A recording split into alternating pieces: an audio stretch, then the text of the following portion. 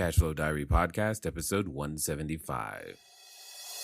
Welcome to yet another exciting episode of the Cashflow Diary Podcast, the podcast that teaches you insider tips, tactics, and strategies for creating leverage streams of cash flow into your life. Learn from top-performing entrepreneurs, business owners, investors, and thought leaders from across the globe as they share their secrets to success. Like what you learn on this and other Cashflow Diary podcast episodes? Go to learninvestingnow.com and sign up to receive powerful tips and information that will help you succeed as an entrepreneur and investor. Now, here's your host, investor, entrepreneur, business owner, educator, speaker, author, and master facilitator of Robert Kiyosaki's cash flow game, Jay Massey. All right, and welcome to another episode of the Cashflow Diary Podcast. I'm your host, Jay Massey, and I'm glad that you are here today because you are going to learn something that is absolutely paramount to your success. You're out there, you're writing offers on real estate, you're building your cash flow, you're building your business, talking to the team members, figuring out how to accomplish a common goal and get them united, going in the same direction. All of these things are challenges, and I know they can be difficult. But here's the thing. You don't know what's inside you until you are pushed in a situation to let that come out. Out of emergency, things emerge. And in this particular case, I think today's guest is perfectly qualified to help you and I understand, A, how to properly respond to those emergencies, and most importantly, emerge from them victoriously. See, some of you may remember that on January 15th, 2009, that there was a little news event known as the Miracle on the Hudson, also known as US Airways Flight 1549. There was a number of individuals on the plane, but today we are talking to the individual who was the last person. Again, he says, not by choice, but he was definitely the last person that was there. Here's the thing. When you are faced with, we'll call it a life-threatening situation, what would you do? How would you respond? How do you persevere when you feel like you don't have the things that you absolutely need? And I think today's guest is going to give us insight on how we can probably take some of those lessons that he learned, apply them in our businesses, in our family lives, and many other situations, and come out on the other side victorious. Help me welcome Mr. Dave Sanderson. Dave, you there? I am. Thank you for having me today. How are you? It's an unbelievable day in North Carolina. I hope you're doing well. Yeah, we are. I will say this: we are currently. I want a refund because we pay for California sunshine and we have not been getting it, but that's okay. That's okay. Now, one of the things that I think it takes for businesses is a ton of courage. And I want to do two things. One, I would like for you to take a moment, if you would, because there could be a few individuals, especially those who might be outside of the U.S., who may not be familiar with what exactly happened and why it was so important to so many people and why it garnered news attention and why it's been so transformational for you. So if you could, for a small second, just take a moment and describe that day in your own words. Well, thank you very much. Yeah, it was nothing extraordinary about the day. It was 11 degrees and snowing in New York, and I was there on the third day of a business trip that I was on. I started in Virginia, went to Florida, then ended up in Brooklyn, New York. And that morning, we were actually doing a distribution system check. I was a sales manager for a company by the name of Oracle. And so I lived in manufacturing plants and distribution centers. And that day, we were doing one in Brooklyn. And if anybody has ever been or even worked in a distribution center, you know that they open extremely early in the morning. And this one opened up at 2 o'clock in the morning. So we started our day about 5 and got done about 10. So we were done early that day. Wow. I was scheduled to be on the 5 o'clock flight home, but about 10 o'clock, that's when I called the travel agent to work with her, and she put me on flight 1549. So I truly believe that I was supposed to be on that plane for a reason. There was no reason other than moving my flight up to be home a little early. And I was one of the first set of passengers to board the plane because of my status. I'm a chairman. I'm top tier. So I did exactly what I did every single time when I got on the plane, just went back to my seat, pulled the magazine out, and started to read. And I did pay attention, which was a big lesson for me that you better pay attention when you get on a plane because you never know what may happen. But About 60 seconds after we took off is when I heard an explosion on the plane. And now, Kayla, I've never heard anything like that on a plane. Plus, you're in New York. Right. And so you hear an explosion in New York on a plane. Right. You're starting to, okay, what's going on? But so I looked out the window very quickly and I saw fire coming out from underneath the left wing. So, I quickly assumed that, okay, he lost an engine, no big deal. He's going back to the airport. We'll be back on the plane quickly. But see, that's the moment where I think a lot of things changed because no one on that plane knew at that moment what happened on the left side where I was in 15A, also on the right side simultaneously. And I truly believe that if anybody would have cross-referenced or checked in with each other, there could have been a lot of panic. And apparently, right. That's one of the most amazing things on this plane is no one panicked. Everybody kept their minds and no one said a word. But as he was crossing over the George Washington Bridge, and he only cleared the bridge, Captain Sullenberger did an amazing job. He crossed over the bridge. He only cleared about 300 to 500 feet. So as you crossed over, you looked out the window, and all of a sudden you see people's faces looking up at you, and you can see their faces. That's how close it was. But as he crossed over the bridge, he said the only words he said the entire time on this plane, he said, "This is your captain, brace for impact." And as I mentioned, I didn't pay attention. I didn't know what that meant, but all of a sudden you realize that something serious is going on. So you know something's happening. So you check in really quick with yourself, because the one thing you realize at that moment is the only thing you can control is your mind, because you can't control the aircraft, you can't control anybody else, but you can control the way you respond in your mind. So you get yourself scored away pretty quickly. And most people that I've talked to that were on the plane did that. They were basically checking in to make sure that, hopefully I forgive my sins, and hopefully I get it out there. So if something bad happens, which looks like it's going to happen, at least they could, at least you're going to go to the right place.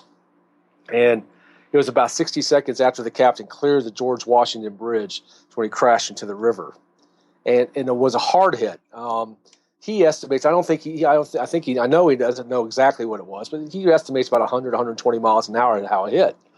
So when we hit, I went back in my seat and up in my seat, and when I came back up, all of a sudden I saw light coming through the window. So I knew that I was alive. But if you know what happens after impact, things change really quickly, because all of a sudden the bottom of the plane was stripped off as he landed, and he landed it perfectly. Wow. But also somebody actually listened to the flight attendant and went to the back door and opened that up, and all of a sudden you've got water coming in from underneath the plane and the back of the plane. So immediately you are standing in water anywhere from ankle to waist deep, depending where you were on the plane. Wow. So that's what happened as we got down, and getting off the plane was a whole nother story. Well, I mean, so for all intents and purposes, as far as you were concerned, it was any other day.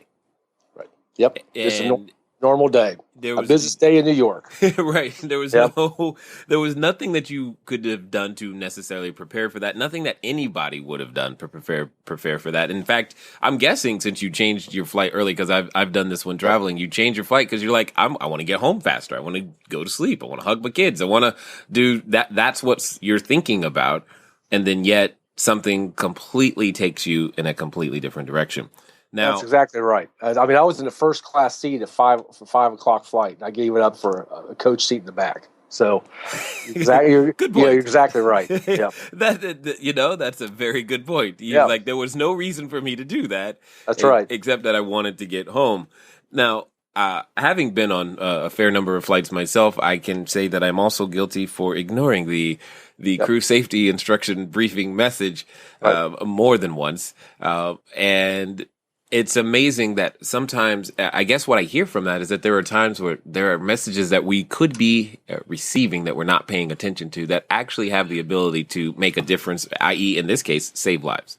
Most definitely. And one thing I've learned since this situation with me is that every plane is different and every emergency door is different. And when you don't listen to the flight crew and you don't pay attention and read the brochure, and all of a sudden you're put in that situation, all of a sudden you think, well, the door works this way, and all of a sudden it's a hydraulic, and you lift it up, and it's flying wide open, and things are happening. It's like, so you need to understand and listen. And that's one of my big missions now, is to help people have the awareness on a plane.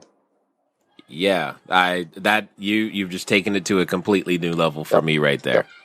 Yep. It's wide, and every airline is different. Likewise, so it's please pay attention.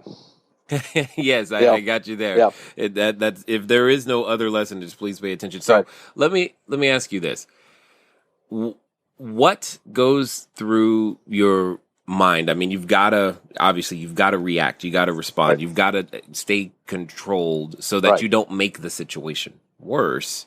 Why do you think so many people were able to do that at that particular moment? And most importantly, what do you think the outcome? What would have been different if that had not happened? Boy, I tell you, you just hit on one of the biggest lessons and distinctions of that day, which when I speak and do my workshops, I share this in detail. One of the biggest reasons that happened the way it did, once the captain and Captain Skiles got the plane down, which they get all the credit to get it down, it really came at that point to the crew and the passenger makeup of the plane. And candidly, I didn't even know what that meant until Captain Sullenberger, we were behind stage of one of the talks we were at, and he was explaining that. And he mentioned that the passenger makeup of that plane made all the difference. About 90+% on that plane were business people like me, you, who travel by themselves, who can handle themselves, who candidly, just do this all the time, so it's no big deal. You had basically one family and a few older people on the plane. So if you look at how the passengers are made up, they're mostly business people who take control of the situation and work together as a team. You contrast that with if he could do the same thing down in Orlando, Florida, or Anaheim, California. Right. You got Disneyland or Disney World. Right. What kind of people go out of there? You have older people, families, and kids, which candidly is a whole different outcome. And if you watch the movie Flight, which I did, which I shouldn't have done, with Denzel Washington, Yeah. that flight was going from Orlando to Atlanta, and you saw chaos on the plane. I think that was the key distinction. So why people didn't lose their heads, I think people were, A, number one, checked in with themselves, and B, focused on their outcomes instead of worrying about all the different variables that were potentially could have been there. Yeah, you just said something that I think is paramount for any person looking to achieve any goal. I mean, because at that moment, you guys, for all intents and purposes, are a group of perfect strangers, but suddenly you're united with a common mission and no designated leader, so to speak. Someone has to choose to step up. That's exactly. Leaders stepped up all over the plane. I think I led at a certain point, and other people stepped up on certain points. Captain Sullenberger stepped up, Skiles, and other people. I think what happened was you find when you're in a time of crisis, and if you have been in the military, you'll appreciate this. Leaders step up, and sometimes leaders have to check their ego at the door and let other people with a better skill set do that. So that's what happened on the plane likewise. I think people who were leaders sometimes step back and let other people who had better skills to get that job done at that instant. But what you just said is paramount, is you had 155 people who did not know each other, who candidly did not care about each other, right, come together as a unit within 6 minutes to pull an outcome that never been done in the history of aviation. Right. I mean, exactly. It's not like there was no playbook. Nope. There was no, I've done this. No, I don't doubt anybody said, last time this is how we did it. It was, all right, we have to depend on everybody. We suddenly became interdependent with people you did not know in order to survive. And another distinction, which I show this, and when I talk, a picture of it, I went out the right side of the plane. I went out 10F. Uh-huh. On the right side of the plane, there was no crew. All the crew was on the left side of the plane. So the right side of the plane was totally passenger driven. So all of a sudden you have people stepping up who candidly had not been trained for any of this, had to do some things that candidly you had to do by instinct and by leadership. And I think it's a case study when it comes to pulling together on a common outcome of what you can achieve when you pull together as a team and leaders step up. So what would you say is, what did it take to actually get out of the plane? Let's talk about that. What did you have to actually do to make that happen? I think there were couple different things that people had to do. Number one of the unique things that people didn't realize until later is that when we hit, the top of the seats broke back, and which gave a potential additional pathways out of the plane. People got resourceful, and all of a sudden you saw people jumping up on seats and walking down the seats instead of the middle aisle. That's number one. I think you had 3 or 4 different pathways out, and all of a sudden you get people out. That's why people got on the wing so quickly. But I didn't do that. When I got to the aisle, my thought process, my strategy was get to the aisle, get up and get out. I didn't even think about anything else. But when I got there, something happened, and I heard my mother talking to me. My mother passed away in 1997, but there was something that she would tell me when I was a child that popped into my head at that moment. It was, if you do the right thing, God will take care of you. And see, I grew up in an environment of playing sports and athletics and Boy Scouts where everything was about the guys and the team. So that's why I stayed in the back of the plane until we got everybody out. And then you got to remember, we're about 6 or 7 minutes into this thing right now. Getting everybody getting out. I'm not making my way up the aisle. It's dark on the plane. I'm waist deep in the water. The bins are broken, so you got luggage is floating in the water, and you don't know where you're going. So when I got to 10F to get out, my thought was let's get out of here. But the wing was filled up and the boat was filled up, so I couldn't get out of the plane. So that's why I was on the plane waist deep in 36-degree water for about 6 or 7 minutes, holding on to the lifeboat closest to the wing as I could because it started floating out into the river, and they thought they were going to be stranded in the river. So that's why I held it close to the wing until because I had leverage. I could hold onto the plane and the boat, and that's how that's what I did until a moment came where I had to go. Wow. And I guess in that moment or in those moments, I mean, you how long of a time period was it specifically? Because it doesn't sound like, I mean, it probably takes longer to explain everything that happened than it actually transpired. From the time we took off from LaGuardia, the time I got to shore was approximately 15 minutes. The time I got to the hospital was approximately 30 minutes. That's how fast it all happened. Yeah. and people don't realize the time, but it's the word I've used on TV is controlled chaos, where things are happening fast, but no one's losing it. So things are pretty orderly. But, it took me 6 to 7 minutes to get off the plane. I had to swim to the ferry because there was no room on the wing or the boat for me. So that's how I got out of the plane. You're inspiring me to learn how to swim right now, just so you know. Everybody needs to learn how to swim. That's one of the biggest lessons of that day. You got to know how to swim, man. I'm like, wow. Okay, swimming lessons. Gonna put that on the list. What would you say? Now, I know that when it comes down to those emergency situations, especially in business or what have you in life, our thinking changes, and we have to draw from somewhere to come up with a better way, a better plan, etc. Do you have any sort of? I mean, now having gone through this, it's been a few years, etc. But the point is, what lessons or tool sets do you use? I know you talk a lot about, resourcefulness and there's 12 pillars, etc. I would love to know a little bit more so that when we're in an emergency situation, hey, maybe these are things that we could think of that could help us get through. Well, I think all the training that I had all my life came into play at that day, because I think the number one skill set that everybody has, but very few people use, is the ability to manage their state or manage the way they manage their mind through a situation. Mm-hmm. If you look and talk to Captain Sullenberger, the one thing he had to do was focus on his mission, is getting the plane down, but also getting people down safely. He had a focus, and that's one way you manage your state, is the way you focus your mind.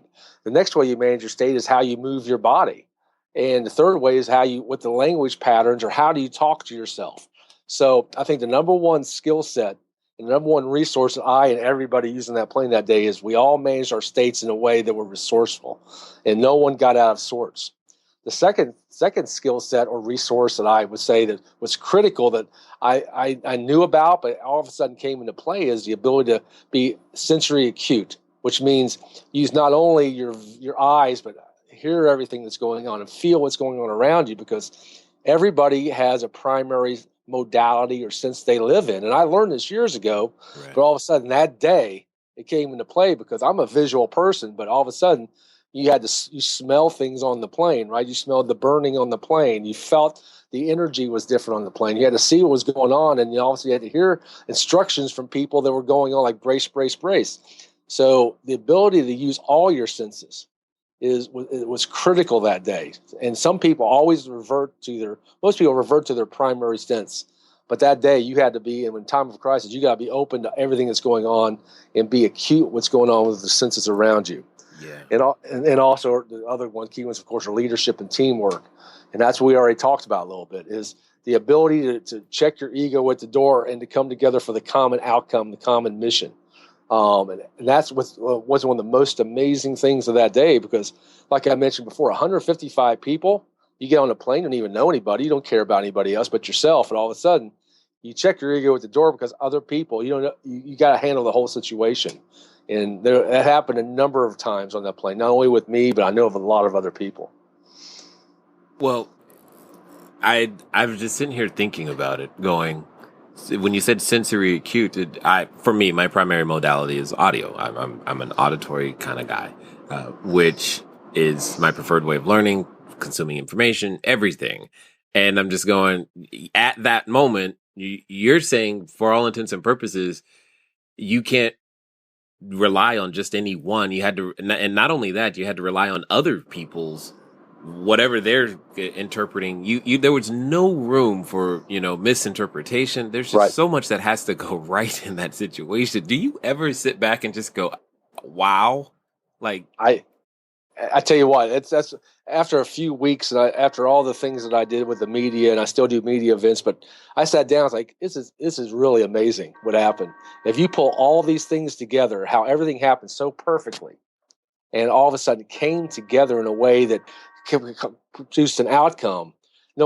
It blows your mind thinking that. I mean, one of the biggest lessons that came out of this for me was my modality, because I assume you have a wife, and I know you have kids. I've got a wife and kids. And right. What I realized when I got home is my wife it was totally auditory.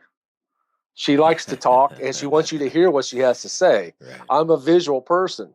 And so if you show me something, I got it, and I don't need to you don't need to tell me 15 different ways on how to get it done. And that one thing in our relationship after the plane crash changed dramatically, because all of a sudden I realized, I've got to go into an auditory mode when I'm with my wife, or I'm not going to have a relationship 30, 40 years from now. Right. And that one thing has changed everything in the way we relate to each other. Wow. That's, well, we hope to learn from your lesson and not have to go through that in order to be able to relate better to our spouses. And that's for sure. My wife does take in information completely, and she's hyper visual. Yep. She's visual. That's like her thing. And we know that about each other, which does totally help. So is there, like, if you, knowing what you know today, here's I think an interesting question. Knowing what you know today, is there anything you would have told yourself, that person that got on the plane? Is there anything that you would have said to that guy? Because you're there's no way you're the same. You're different. What would you have said to that guy that morning, now that you know what you know? Okay. So, one of the most important questions that we can always ask ourselves is, hey, now that I've gained some wisdom, what would I have said differently to myself if I could have had a chance, knowing what I know today? It's a way to understand, have I learned anything? It's a way to see what value you might be bringing to the marketplace. And most importantly, it's just a way to let you know that you are indeed making progress. Don't get bogged down thinking that, hey, I haven't done it yet. I'm not there yet. And because I'm not there yet, then I've achieved nothing. That's so false. Keep that in the back of your mind. Now, let's talk about today's winner, or this week's winner, for the CashFlowDiary board game. For the CashFlow 101 board game. Well, all you guys know, you got to go to star, rate, and review on iTunes. Star, rate, and review on iTunes. That's all you have to do to enter. And now you are perpetually entered for whatever it is that we're giving away. And today it is going to be another CashFlow board game by the Rich Dad Company. One of the best board games on the planet, in my opinion, and that's what you get just for leaving a review. So when I announce your username, you need to send us an email to info@cashflowdiary.com so that you can claim your item. Today's winner is BT Murphy. BT Murphy, who left a review. So make sure that you leave a review if you want to be entered next time. But BT Murphy, what I need you to do is that I need you to email us your address so that we can send you your CashFlow board game. Say you want to enter. Again, all you got to do is leave a review. Now, let's see what Dave had to say about what he would say to the person who he used to be. I would have said, always be aware of what's going on around you. I think that's the one lesson I would tell myself. It says in the Bible, whether you believe it or not, Jesus told the disciples to stay awake. right? Be aware of what's going to happen. I think and you gloss over that, but if I had that lesson up front and I was more aware of what was going on, I think I could have added more value. I think I did a lot that day, but candidly, I think that one little lesson would have changed the way I probably would have approached a couple things in communicating with other people on the plane. Yeah. Well, let's be real. I mean, you guys you did pretty darn good. Yes, we did. There's not much more, but that's like a true business version almost right there. It's like, yeah, that was good, but we could have improved it. We could have, gotten out of the aircraft in 2 minutes faster or something. Well, it's interesting you say that because I asked the person who was responsible for this from the US Airways side that question, and because I think they did almost a perfect job of not only what their crew did and how they handled it from the back end. But she said, well, one thing I think we learned out of this is we could do everything right, but we had a real difficult time. We were not planning on people being deployed in New York and New Jersey and people actually going home just a few minutes after getting back on shore. So we couldn't find out where everybody was. So we couldn't make the announcement that everybody survived until hours later. He said, we have to have a better way to. So I think you're right. It's that business mindset. How can I constantly improve something that's already almost perfect, right? Right. Well, I mean, I consider it perfect. You Yep. guys are all survived. Period. Yep. That's perfect enough for me. Right. But I do get the need to continue to improve things, and I think that's something that anybody can. That's a very relatable lesson that for every one of us. No matter how many properties you've purchased recently, no matter how many deals you've brokered or whatever, you can always improve. I guess from this standpoint now, I guess what would you say is if you had to say the Dave Sanderson before and the Dave Sanderson today, here's the major difference that it has made for me. This is how I relate to the world differently in this way. These are some of the things that I now do differently. How would you fill in that? I would say the number one thing has changed dramatically for me is before January 15th, 2009, I was so focused on supporting my family and making all the money in the world. And because I saw that as a model of my dad, that's what he did. He was not home a lot, but he was always supporting and financially being there for his family. So I used that as my role model. And candidly, after that, I changed that. It's like maybe my dad's model was good for him, but candidly, I was missing out on a lot of relationships with my kids because I was so focused on supporting them, I wasn't there for them. So now, the biggest change is I schedule everything I do around all my kids and my wife's events. Now, candidly, there's sometimes you can't do everything perfect. But now I don't work for Oracle anymore, which has changed dramatically. That's changed dramatically. Likewise, because now I can schedule my time around them and not have to worry about it. So if I'm here speaking with you, but my kids were having something at school, I would have told you I couldn't do this until much later because my kids and my family have to come first. And that was probably the biggest change that I've made. Yeah. I get that. The things that are truly important come to the top, and those are the ones that you would solve the most. So if you were, I guess, addressing, let's just say, a group of business owners, kind of like you are right now, when they're facing a challenge, what would you say? Something that they consider that could be business ending, life ending. Well, not necessarily life ending because we don't end up in that particular situation too often, but what would you say if you said, hey, here's my 3-step program to make sure that you think your way through and you get your team to go through this properly? What would that look like? Well, I tell you, I will share a story which will lead into how I will respond to that. So I actually did a workshop last week for a group of real estate business leaders in the New Jersey, Philadelphia, Delaware area. These are the top producers of one of the biggest real estate companies in the country in that region. And I went through this and I shared them a story. I said, back in 1999, I had the honor and privilege of escorting General Norman Schwarzkopf for 45 minutes when we were in Hawaii together. And candidly, being around a 4-star general, if you ever had that opportunity, it's an amazing experience being around somebody who's not only attained that rank, but has led people, thousands of people. And I asked him a question. And he looked at me and said, "Are you just asking or you really want to know?" And it's like straightforward. I'm like, "Sir, I'd really like to know." And I asked him this question. I said, "How did you win the war in Iraq so quickly?" And he looked at me and said, "Every day people started bringing me their problems. That the women couldn't fly planes in Saudi Arabia. They couldn't drive the tanks. They had to pray a certain time.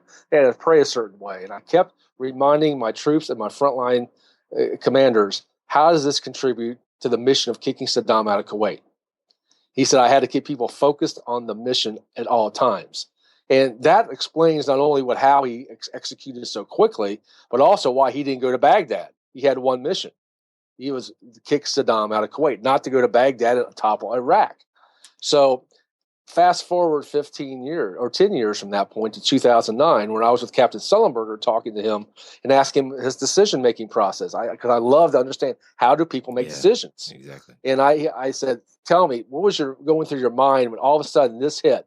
He goes, number one, I had to focus on the mission. And my mission was getting the plane down safely and getting everybody out. And all of a sudden, it's like within 10 years, I heard the same message. It's also about mission. So going back to your question, the first thing I would talk about is mission-focused leadership. Understanding what your mission and outcome and mission and focus is, and focusing everything on that. Second, I would tell people the strategy on how you get a mission. And there's really a couple key points you need to do to get any mission. If you talk to Trump or Tony Robbins or Schwarzkopf or anybody, they'll tell you the two major things you have to do to get anything you want in life is take massive action and have discipline doing it. And that's a distinction. There's a lot of excellence out there, but how do people stand out is that discipline. And so I show people, if you don't do that, what happens? Well, you avoid doing the things you have to do. And second, you get distracted by all this technology around you. So why don't you use the technology as a tool instead of as a distraction? And then I show people how to use it as a tool. So all of a sudden now you get people focused on the mission, you're taking massive action, and you're disciplined using the tools. And that's exactly how I would set it up. And that's exactly what I talked about last week in Philadelphia. Gotcha. Makes perfect sense. Yep. Make perfect sense. So let me ask this question. Why were you the last one? Well, it candidly was not my outcome. My outcome, like I said, was to get up and get out. But I think when my mother said, do the right thing, and we got everybody out from the back of the plane, I made my way out. Candidly, I think there was probably still somebody getting out the front. But when I couldn't get out on the wing or the lifeboat, the biggest way I could support is keeping that lifeboat as close as I could to the wing. So I think there was a reason I was the last passenger out of the plane. And I think it was because, not was my intent, but God wanted me there to make sure I could lend support to anybody who needed help. And candidly, when I couldn't help anymore, and he gave me sort of that aha moment where the plane got shifted by a tugboat hitting the front of the plane, and water started going up my back. So it was time to get out. It's okay. You've done what you can do. Get out. And that was the moment. So I think it wasn't my intent. I think I was put there for a reason, and candidly, hopefully I served the greater good, and I think everybody on that plane did what they could to make sure we had the outcome that we did. Yeah. Again, that definitely, I mean, you didn't even have to, you probably didn't, you didn't need a board meeting to say, here's the goal, guys. This is what we're going to do today. You're perfect.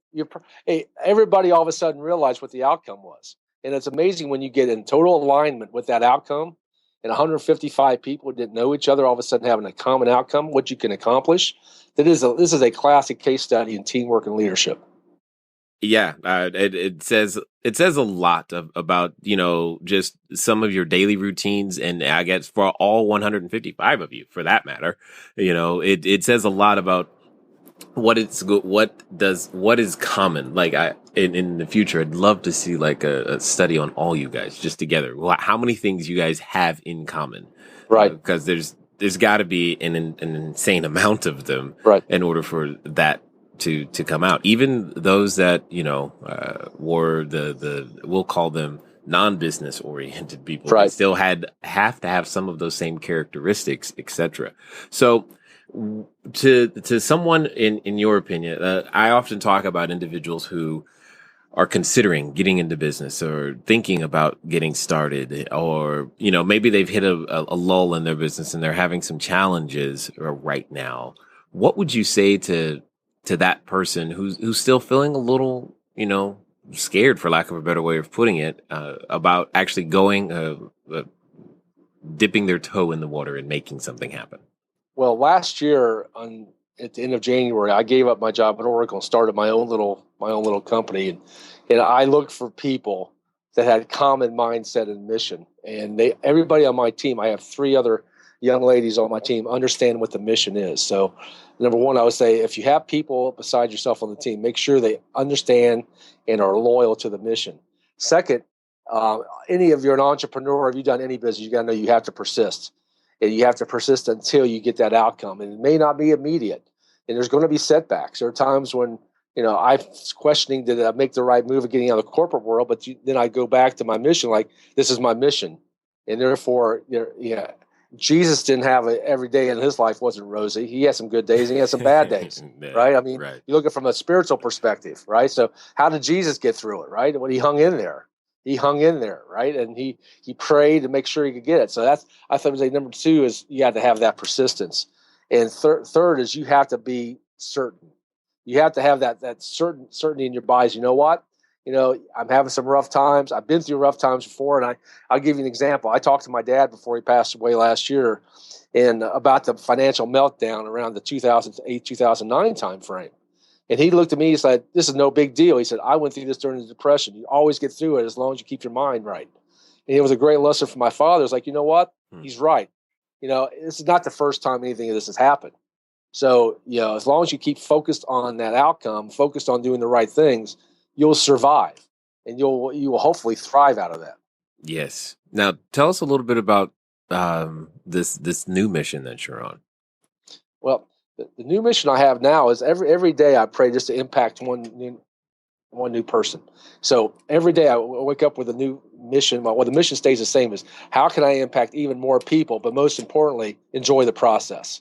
It's that second part where people usually leave off when they set their mission statement up, is they can get a mission, a grandiose mission, but are they really enjoying the process? So basically I set every day up like that, and my team does too. So now, and I'll refer back to the Bible. There's a passage of the Bible that says if you give out, you give what you're supposed to give, it'll come back tenfold to you. And I think that's the common thing because I focus now on contribution.